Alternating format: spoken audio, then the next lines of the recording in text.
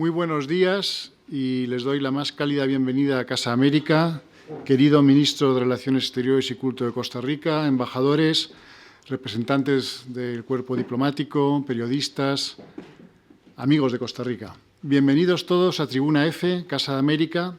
Hoy tenemos el honor de contar con el señor Arnoldo André, Ministro de Relaciones Exteriores y Culto de la República de Costa Rica, al que le doy nuevamente la calurosa bienvenida.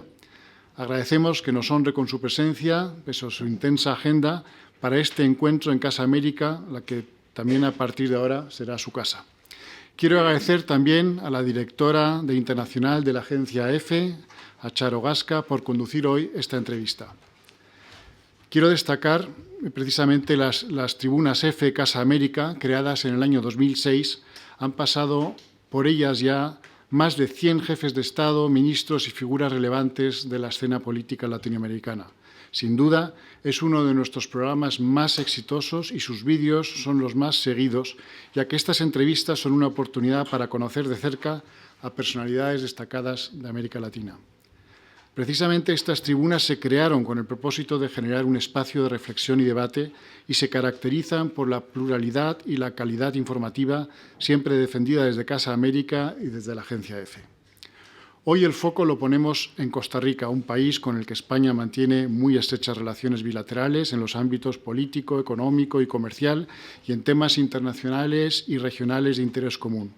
En el ámbito político, cabe destacar que Costa Rica es uno de los países que están más coordinados con España y la Unión Europea en los foros multilaterales, como se refleja en la casi absoluta coincidencia en el voto en el sistema de Naciones Unidas. Compartimos valores y visiones. Y en el ámbito económico, también quiero destacar que Costa Rica fue en el 2023 el destino de mayor inversión española en Centroamérica y el segundo país de Centroamérica con más empresas españolas en su territorio. Por estos motivos, Costa Rica ocupa un lugar destacado dentro de la programación de Casa de América. En los seminarios y jornadas que dedicamos a Centroamérica para abordar algunos de los temas más acuciantes para la región, como son la gobernanza, la transformación digital, el cambio climático, Costa Rica está siempre reflejada y participa activamente. Asimismo, la cultura de Costa Rica también forma parte de nuestra programación. Solo quiero recordar que en noviembre del año pasado organizamos un concierto entre el Estudio Coralia de Costa Rica y el Coro Iberoamericano de Madrid. Dejo la palabra a Charo Gasca, directora internacional de la Agencia EFE. Bienvenidos. Muchas gracias. Un placer, canciller, hablar con usted. La relación bilateral con España realmente es muy estrecha y usted está manteniendo o va a mantener reuniones con miembros del Gobierno en España. Por ejemplo, ¿qué oportunidades o posibilidades se abren en el tema, por ejemplo, migratorio? Tengo entendido que se va a reunir o ya se ha reunido con la ministra. ¿Qué es lo que se va a tratar? ¿Qué posibilidades hay de colaboración?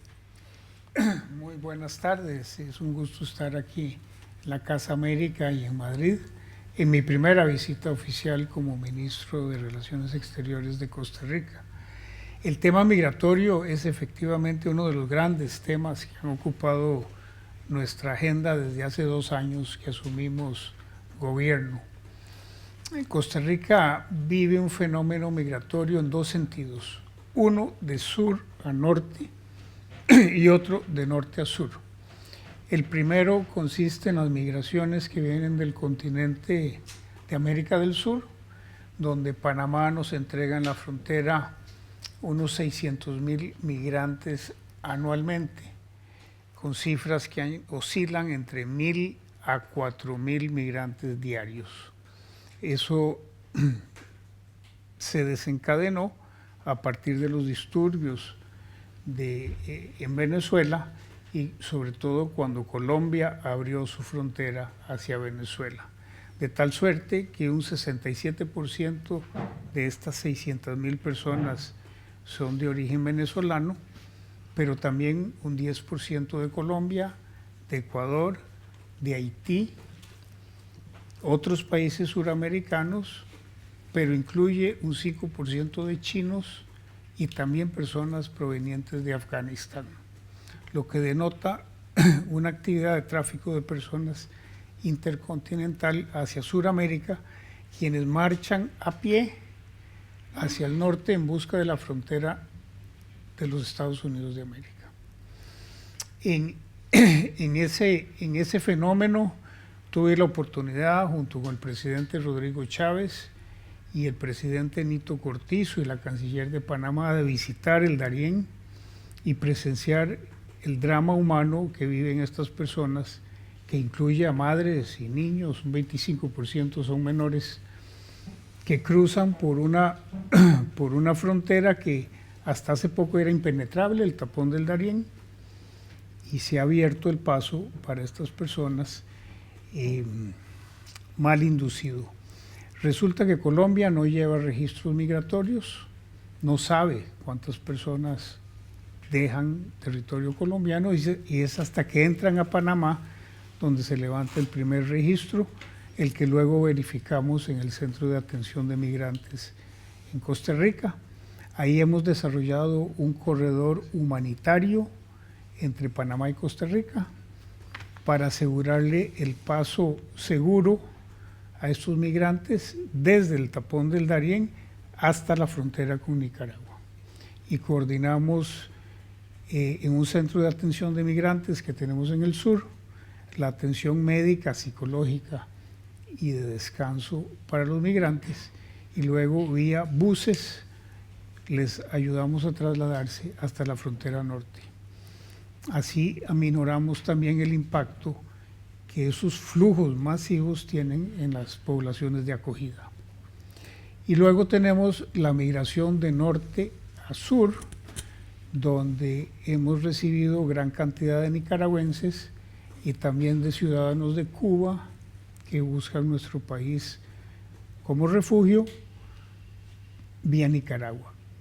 Actualmente hay unas 250,000 solicitudes de refugio pendientes de procesar y contamos con la ayuda de los organismos internacionales y los donantes, entre ellos España, importantísimo, por medio de las agencias de ACNUR y la OIM. Estos refugiados tienen también la posibilidad de un estatus de residencia temporal y además ahora las oficinas de movilidad segura, que son un esfuerzo de España, Canadá y Estados Unidos, que promueve la documentación de posibles migrantes que califiquen para ingresar a España, Canadá o Estados Unidos en forma legal y regular. Ese programa ya inició, aplica inicialmente para venezolanos y nicaragüenses que hayan ingresado antes del 12 de junio del 2023. Y se ha extendido la vigencia del programa piloto porque ha sido relativamente exitoso. ¿Y cuántas personas de esas nacionalidades se han acogido ya? ¿Tiene cifras y hay previsiones de que se acojan al programa? Sí, unas 3,000 personas en total han sido procesadas por ese programa. De todas esas nacionalidades que ha mencionado. El tema migratorio, hablando del tema, toda esa presencia de ciudadanos nicaragüenses que se han radicado en Costa Rica, ¿esa situación cómo influye en la relación con Nicaragua? Bueno, Costa Rica se distingue por pretender una protección amplia y completa de los derechos humanos, y es en ese sentido que le damos acogida a quienes buscan refugio en nuestro país. No todos califican como refugiados políticos, muchos de ellos son refugiados económicos. Algunos se integran a las cadenas de producción del país en diversos sectores, principalmente el agrícola y el de la construcción, y otros están esperando su estatus para poder normalizar su situación. Debo decir que de los 5,2 millones de habitantes que somos, aproximadamente el 20%, 1 millón de habitantes son inmigrantes relativamente recientes. Y esa estadística se refleja, por ejemplo, en los nacimientos.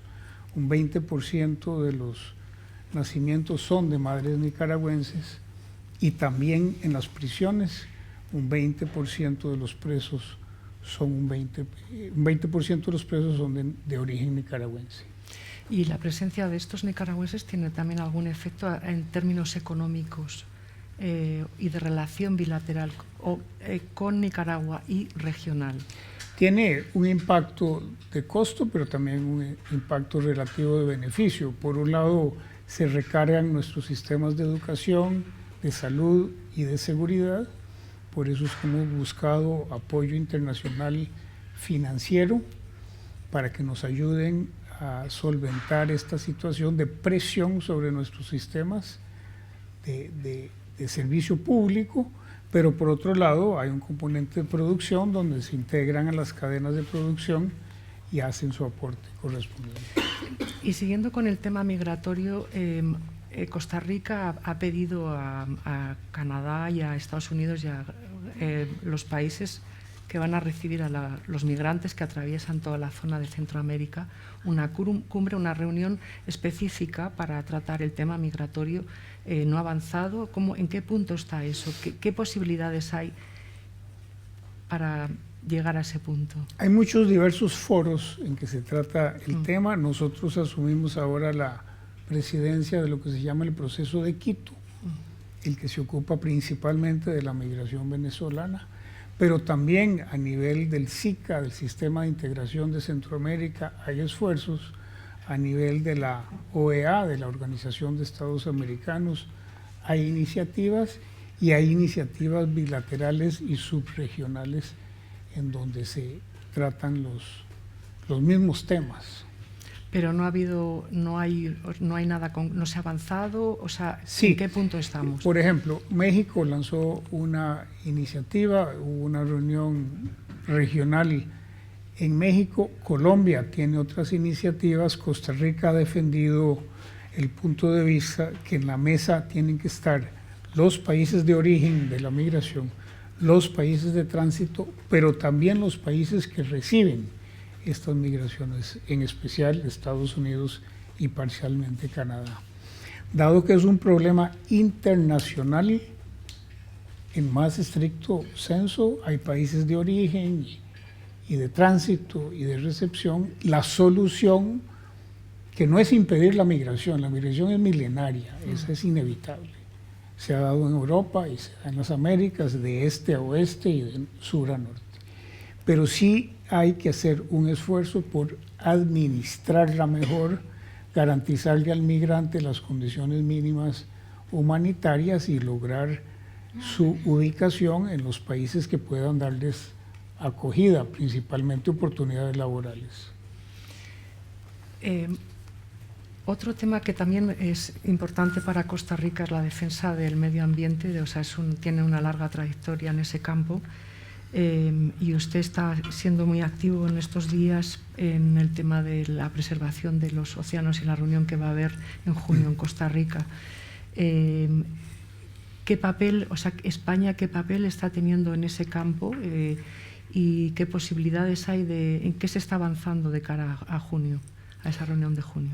Bien, después de la segunda conferencia de Naciones Unidas sobre el océano en Lisboa, hace 2 años, fueron designados Francia y Costa Rica como coanfitriones de la tercera conferencia del Océano de Naciones Unidas.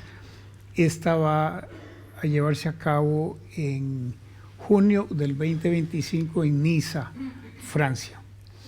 Aprovechando eso, Costa Rica está organizando para junio 7 y 8 de este año, del 2024, un evento de alto nivel de acción oceánica, donde pretendemos reunir altas autoridades gubernamentales, pero también la sociedad científica, académica, civil y las juventudes, para el intercambio de buenas prácticas de sostenibilidad en el océano y de conservación. Incluso vamos a tener una mesa, lo que se llama en inglés un matchmaking, entre oferentes y receptores con la comunidad financiera internacional presente, que pueda financiar el aplicar buenas prácticas de un país en sostenibilidad del océano en otro país. Hay ejemplos prácticos exitosos en la zona, por ejemplo, la Zona Especial de Protección del Pacífico, llamada CEMAR, Corredor del Pacífico Este Tropical, que es un acuerdo entre Costa Rica, Panamá, Colombia y Ecuador, que une el litoral de estos países con sus islas, en el caso de Ecuador, la isla Galápagos, en el caso de Colombia, la isla Malpelo, Panamá, la isla Coiba y Costa Rica, la isla de Cocos, formando un área de 500.000 kilómetros cuadrados de protección y sostenibilidad oceánica, siempre en función del ser humano. Interesan, por supuesto, las poblaciones pesqueras artesanales en especial. Entonces, los temas de diplomacia azul cubren conservación, sostenibilidad, pero también economía azul. Hay que integrar las líneas navieras, hay que integrar a los pescadores y hay que integrar a los demás interesados. Especial atención es la moratoria o medida precautoria que está impulsando Costa Rica para prohibir la minería del subsuelo marino mientras la ciencia no demuestre su viabilidad y sostenibilidad ambiental y eventuales medidas para mitigar los efectos adversos. Hay ya 25 países que se han unido a este llamado para que la Autoridad de Fondos Marinos en Jamaica reglamente y ordene esta actividad que amenaza seriamente la sostenibilidad del océano. En estos temas, por supuesto que España participa activamente. Pasando a otro tema, el tema de la seguridad, que es un problema creciente y difícil de solucionar en todo el mundo, especialmente en América Latina. Costa Rica está teniendo también un incremento bastante importante de homicidios y de inseguridad. ¿Qué está haciendo Costa Rica cómo lo está atajando este problema? Es un problema global. Sí,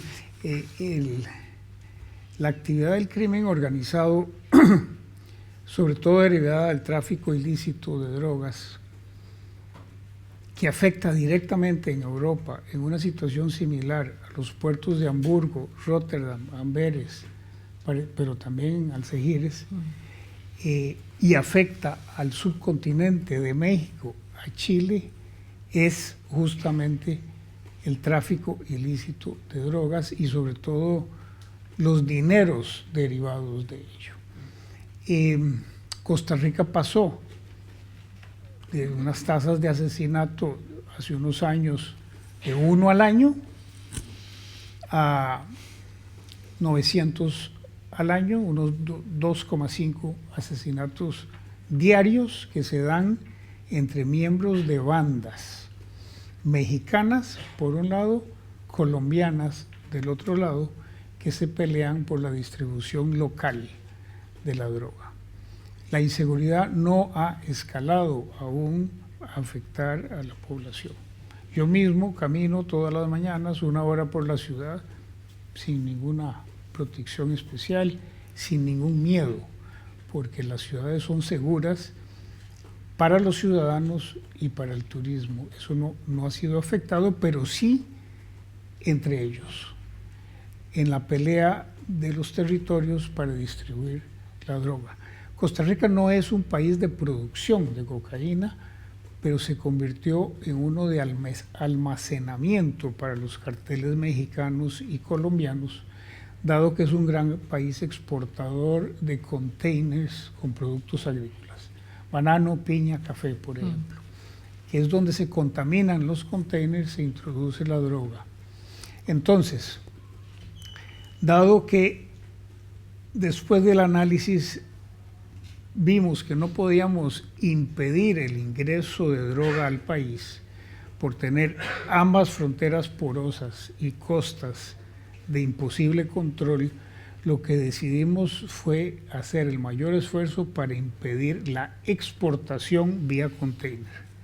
Al efecto, instalamos 3 escáneres nuevos en el puerto de Limón, Puerto Atlántico, y acabamos de recibir la buena noticia de la donación por parte de Estados Unidos de 4 nuevos escáneres adicionales para asegurar la frontera sur, norte y el puerto del Pacífico. Y la ambición es esterilizar nuestros puertos de la exportación vía container de droga, incluso enviando las imágenes de cada container a los puertos destino apenas sale el barco, y coordinando la actividad de inteligencia de las agencias de combate contra el tráfico ilícito de drogas vía tecnológica. Ya se implementó los primeros 3 escáneres, nos visitaron los alcaldes de Amberes y de Rotterdam para auditar el sistema que estamos implementando, y exitosamente es ahora la excepción que esos contenedores están contaminados. Es que también los contaminan en su viaje, también dentro del barco o en escalas le introducen la droga. Es un negocio multimillonario, hasta $100,000 le pueden pagar a un policía por dejar pasar un container cuya carga vale más de $10 millones.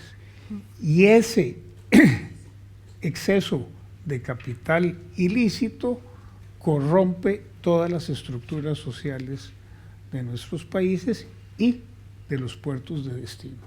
Si soy exportador, tengo un socio importador, y ese está en los puertos de destino.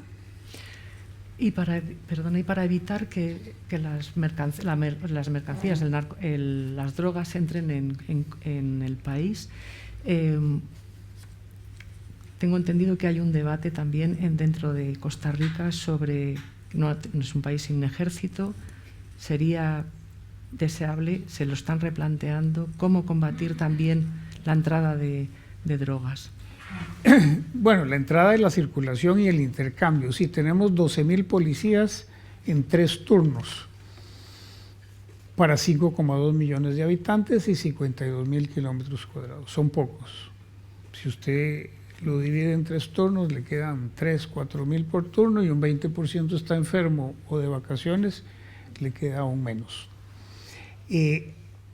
Panamá, por ejemplo, con 1 millón menos de poblantes, tiene 3 veces más de policías, 36,000. La Academia de Policías ha sido reforzada y esperamos estar graduando 1,000 policías anuales debidamente entrenados, y hemos apelado también a la comunidad internacional para que nos ayuden con cooperación a fin de reformar el equipo y sobre todo la policía de fronteras, para reforzarla, así como el guardacostas, para el combate, porque la droga trasiega por la costa pacífica y por la costa atlántica, entre Colombia y los países de destino. ¿Y ese apoyo también podría venir desde España, o ya lo tienen acordado con otros países? Tenemos con Estados Unidos un acuerdo de vigilancia marítima y de intervención conjunta, y con España aún no lo tenemos, pero sí hay un acuerdo, se llama Pacto de San José, para el Caribe, para interdicción de esa actividad, donde nos faltan unos pocos países para ratificarlo y que entre en vigor. En ese marco podríamos bien conversar con España para ampliar el programa de prevención. Y analizando la situación en la región, en toda América Latina, parece que hay una tendencia a una mayor división y polarización dentro de la CELAC, dentro de todos los organismos regionales, ¿no? ¿Cómo se ve desde Costa Rica esa polarización? ¿Cómo evitarla? ¿Cómo se ve desde Costa Rica las elecciones de Venezuela, la situación en la Argentina? Sí, sí hay un poco de eso.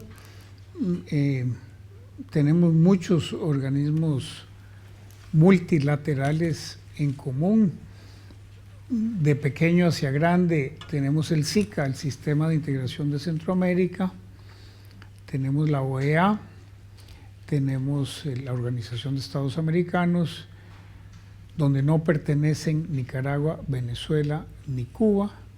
Tenemos el CELAC, que es un mecanismo de diálogo donde participa la Unión Europea en periódicas reuniones. La última fue en Bélgica, hace un año, y donde participamos todos los países.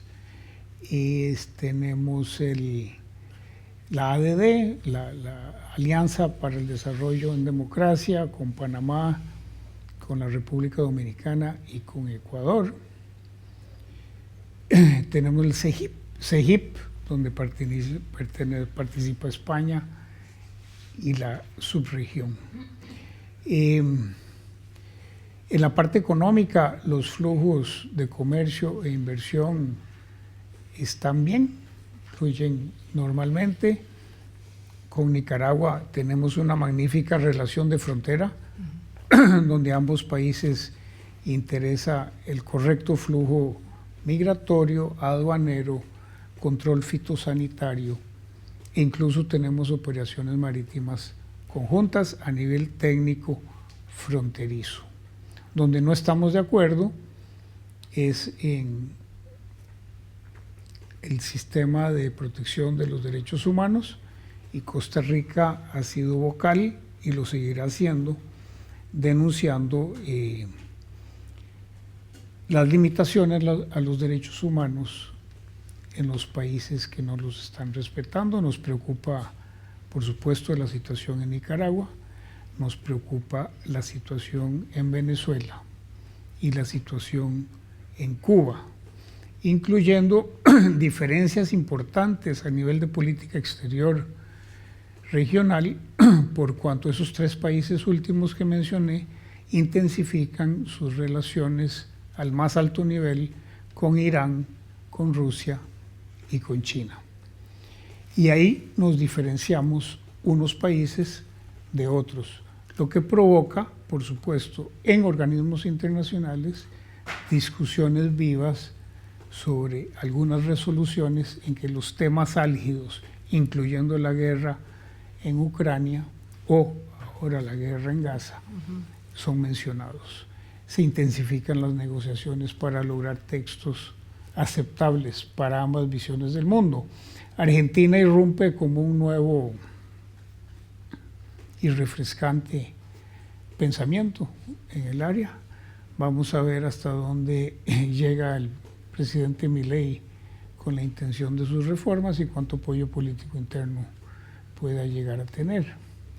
Pero también hay fricciones, por ejemplo, entre México y Ecuador, a raíz del reciente incidente en la Embajada de México en Quito. También las hay entre Colombia y Ecuador, por el difícil reconocimiento que ha hecho Colombia y México de la legitimidad de la presidenta Dina Boluarte de Perú, y visiones, por ejemplo, distintas con el presidente Gustavo Petro en cuanto a la migración, quien no cree en los controles en el continente. Entonces sí se reflejan a nivel político, en ocasiones, en organismos multilaterales, dos bloques de pensamiento distinto.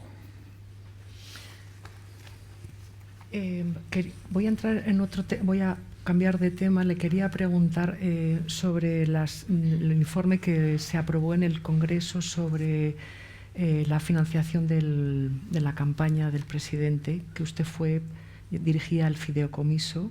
Y entonces, en este informe, y los diputados pedían que se levantara el secreto bancario del presidente y suyo. Yo le quería preguntar si usted está dispuesto a hacerlo, en qué punto está esa investigación. Me hace gracia la pregunta. El mal entendido fideicomiso Costa Rica Próspera fue un fideicomiso para recibir donaciones de ciudadanos interesados en la discusión de problemas nacionales, donde luego se identificó la figura del candidato Rodrigo Chávez y apoyamos inicialmente su movimiento. El Código Electoral costarricense aplica a partir de un hecho que se llama la oficialización de una tendencia o candidatura. Cuando hicimos el fideicomiso ni siquiera existía un partido político para lanzar una candidatura. Es decir, el Código Electoral no aplicaba. El presidente fue electo como candidato del Partido Progreso Social Democrático el 19 de septiembre del año 2021 para la elección de febrero del 2022. Y el fideicomiso fue disuelto el 18 de septiembre, un día antes. Es para explicarle, yo sé que es muy técnico, pero que absolutamente no hubo ninguna irregularidad en el mismo, por cuanto no fue una estructura paralela a la financiación, sino secuencial, perfectamente permitida y así confirmado por sendas cartas del Tribunal Supremo Electoral nuestro.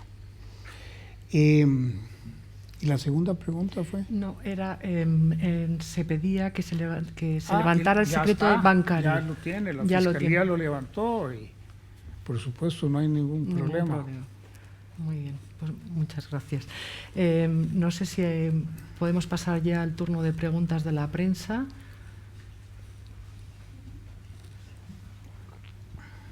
Sí, por favor, le agradezco que se identifique antes de hacer la pregunta. Muchas gracias. Gracias, Charo. Buen día, ministro. Buen día a todos. Mi nombre es Andrés Gil, yo soy corresponsal de NTN 24.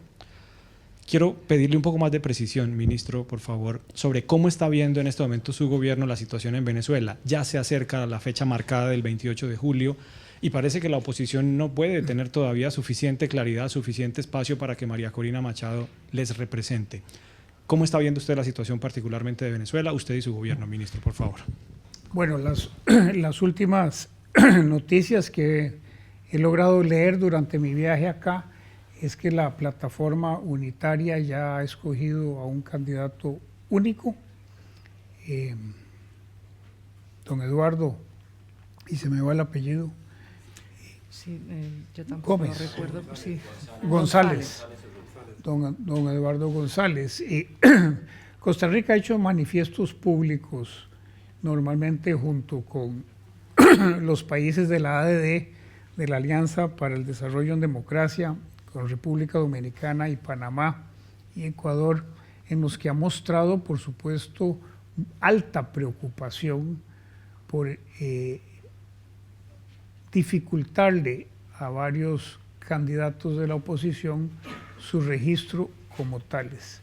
Y Costa Rica, junto con todo el sistema interamericano de defensa de los derechos humanos, considera, por supuesto, los derechos de ser elegido y de elegir como derechos fundamentales de una sociedad democrática. En ese sentido, nos vamos a mantener vigilantes del desarrollo del proceso electoral venezolano y denunciar cuando se presenten irregularidades que afecten la libertad de elección del pueblo venezolano. No. Bueno, pues muchísimas gracias, canciller. Ha sido Con un mucho placer. gusto, ha sido un gran gusto.